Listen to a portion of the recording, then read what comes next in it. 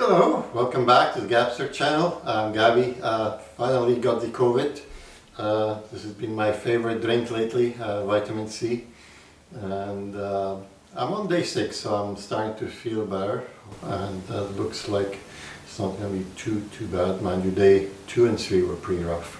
Fever, cough, sore throat, lots of things, but still it could be worse. Anyway, it's all about me. This video is going to be more about a quick video just to show you what's coming up. I've got some pretty interesting stuff on the go, pretty much got too many things on the go, almost a bit overwhelming.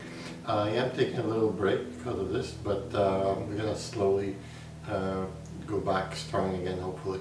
We'll quickly show you what's going on, so just going to give you a quick tour of some of the projects that are coming up.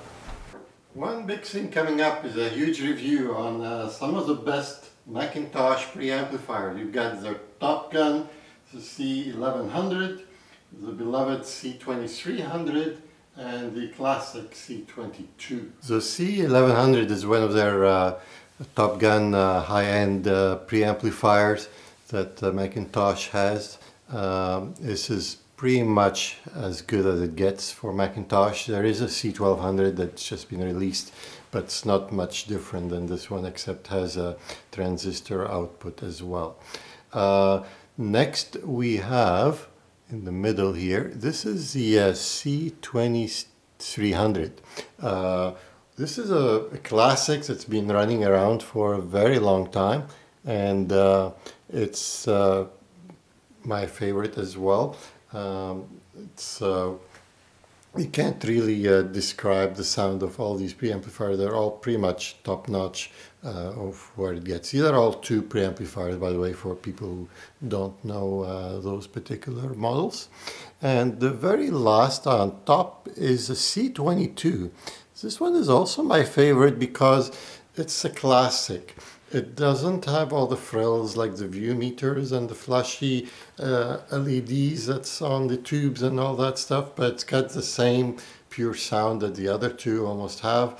And so also, if you don't want like all these something that looks more vintage, that would be the one. So we're going to compare all three, and we're going to see what would all three sound like. We're gonna take some samples and listen to them and compare them to see is it worth spending way too many thousands of dollars more to get, for example, a C1100 versus the C2300. Between the C22 and the 2300, there isn't a huge difference in price, especially on the used market, but they are fairly close as well in sound. So we'll get to listen to all of them and compare. So this is something exciting that's coming up. You keep subscribed, and hopefully we'll get this review out soon once my COVID is finally gone and I'm up and going again. My DAC, that's running on the basically ultracapacitors, one of the purest power supplies you could ever get. It's still, this one is also still going strong. I am waiting for the transformer. There's going to be some bigger and better transformers that's going to replace those, and hopefully that's going to really tip the scale. And also there's some extra parts here and there that needs to be done. This is still in the prototype stage, but the sound is looking amazing, but we're going to update you on that pretty soon, and hopefully we can get going on this project as well. So far this DAC has exceeded my expectations. The sound on it is amazing. It has surpassed the sound that I'm getting from my Denafrips Terminator, my PS Audio Direct Stream, and these are some of the top flagship ones, and by far, and I'm not even finished yet. So I can't wait to share all the different parts in it and update you on this project.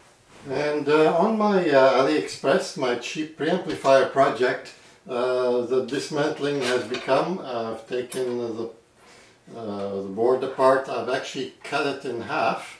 I've removed the power supply portion out of it, and that's going to go, all the power supply stuff is going to go in a separate box. It's going to be underneath it, so it's going to be a separate power supply box. And all the capacitors that these are the cheaper capacitors are going to be taken out. I've already took all these. There's about 8 of them here. So as far as going, I got some MyFlex and some other capacitors coming. We're also going to be using some old vintage Russian capacitors as well. We're going to try different things and see how we can spruce this guy up and get it up there. The whole idea is, can I get a sound as good as my McIntosh Top Gun preamplifiers by doing a DIY project? And that is the ultimate challenge here. And we'll see how that project comes along, and so we'll keep you updated with that as well. So what's it like living with COVID and listening to music?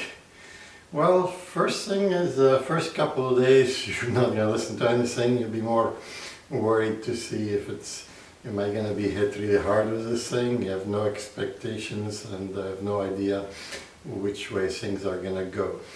By day 3 or 4 you start to think, oh, I guess it seems like it's not going to be too bad, so you start, your hopes become a bit more optimistic and you start to feel a little bit better. This is my case anyway. Everybody's different and everybody gets it in a different way. Luckily I did not lose my taste. Some of my friends have some chest pains and things like that. I did not get any of that, luckily. So far it's been good.